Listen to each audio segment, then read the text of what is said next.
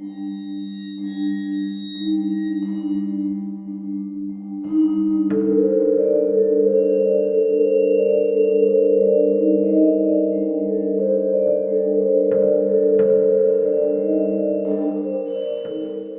my opinion, there's nothing more pure than the feeling of a proper suburban Halloween. The feel of autumn wrapping you in its arms as you're welcomed to an evening of unbridled joy. It's a special feeling to see an active community come together, showing off their decorations and costumes, the love for the holiday with the blessings of autumn fresh in the air.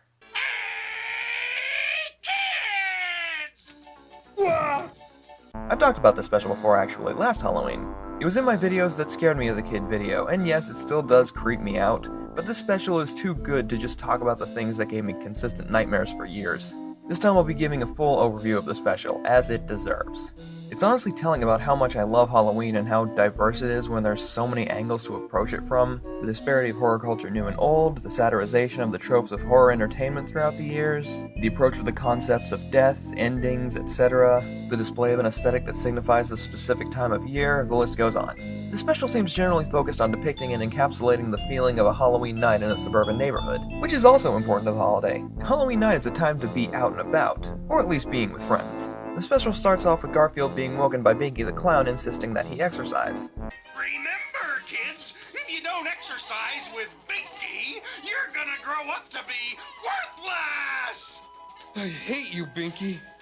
But Binky's declaration of the importance of physical wellness comes with the proclamation of candy, which of course gets Garfield's attention. Tonight is Halloween night after all, which means trick-or-treating for a literal fat cat protagonist. This leads to one of several songs that all take place within the first half of the special. Garfield has a surprisingly good singing voice, and the songs aren't too intrusive, they're short, fun, and add to the special.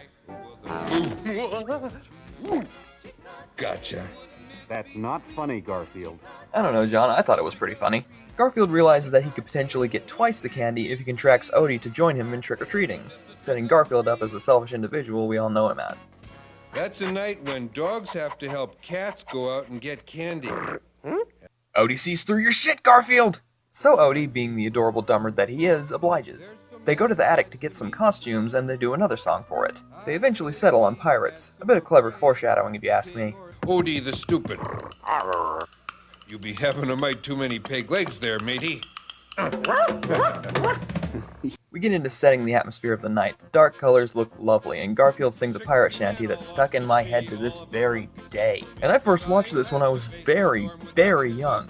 The neighborhood is live with trick-or-treaters. It's all very mood-setting. The next, final song comes along very soon about Garfield trying to convince Odie that he's not, quote-unquote, a scaredy cat.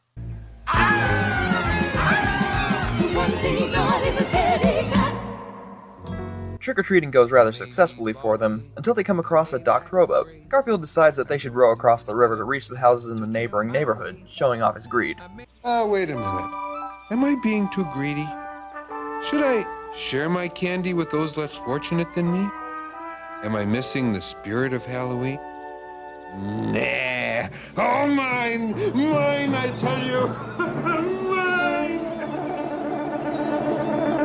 My thoughts exactly, Odie. The spirit of Halloween is a bit vengeful towards those who are selfish on this glorious night. They set adrift and quickly lose their oars, getting swept off down the river by the current. All hope seems lost until they find themselves at a small island with a creepy-looking house that I can't help but wonder if it gets electricity or if it's just a derelict structure lost to time. Either way, I love how crooked and in disrepair it looks. They decide to enter the house and find an old man sitting before the fire. Shut up, you two!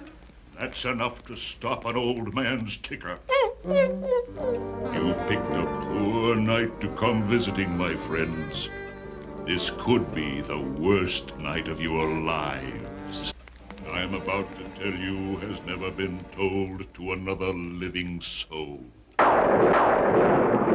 So this old man starts to tell them the tale of a gang of ruthless pirates, wanted for their crimes on penalty of death 100 years ago from this very same Halloween night. They buried their treasure on this island beneath the floorboards of this very same house. This guy.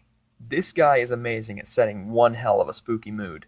The special had been lighthearted and fun until this guy comes along and completely shifts the mood. The voice is perfect, the ambience is perfect, the visuals are perfect. If not for the other four on this list, this special could have easily been number one, and this old man is one of the biggest contributing factors to it. They signed a contract written in blood. They vowed to return for the treasure 100 years from Halloween night at the stroke of midnight, even if it meant returning from the grave. Hot damn, this is spooky. I got my mad snuggle on in bed even. I feel like a little bat again. I love this scene. Pirates had a 10-year-old cabin boy. I was that boy. I was there. I never took the treasure because they would have found me. There's no escaping them. They know we're here. They know who we are.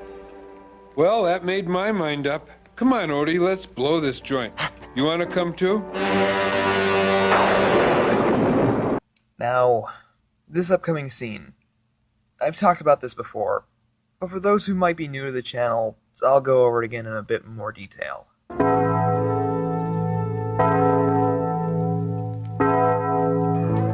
I'm not kidding when I say the special gave me nightmares for years.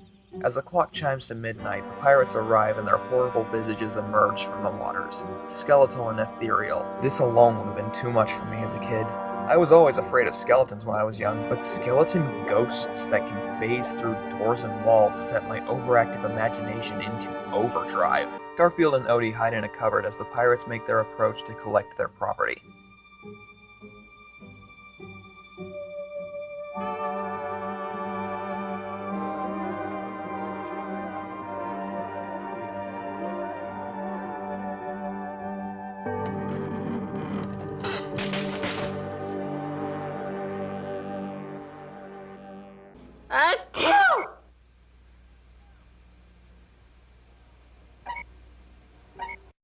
Is it too late for a jump scare warning? Okay, but fuck you though! This is legitimately the reason I had to have my eyes shut or covered when I was a kid. Skeleton ghost jump scare in a Garfield cartoon of all things. I wasn't asking for nightmares when I was just a kid who always loved Halloween. What's Garfield gonna do to scar me? That'll do it! Legitimately though, as terrifying as I find this scene, I don't think the special would be the same without it. It's such a major shift from lighthearted Halloween comedy to making Pirates of the Caribbean piss itself. I love it for all its spooky, nightmare-inducing goodness, as well as the fun of Halloween it presented previously. They managed to make a break for it and resolve to swim away even though Garfield can't swim and nearly drowns. But Odie is quite the little hero. All seems bleak as if the old man was right, that this is, in fact, the worst night of their lives. I've had nightmares that look like birthday parties compared to tonight. But not all hope is lost. On their way back home, they find their hijacked boat, along with their sacks of candy. All's well that ends well. Garfield even learned a valuable lesson and gives Odie his fair cut of half the overall candy. Yeah, I love you. Now get out of here. The spirit of Halloween smiles widely on your act of generosity this night, Garfield. What a night. Boy, am I wired. I think I'll see what's on TV. Good evening, and welcome to our all-night pirate movie festival. Boy, am I tired.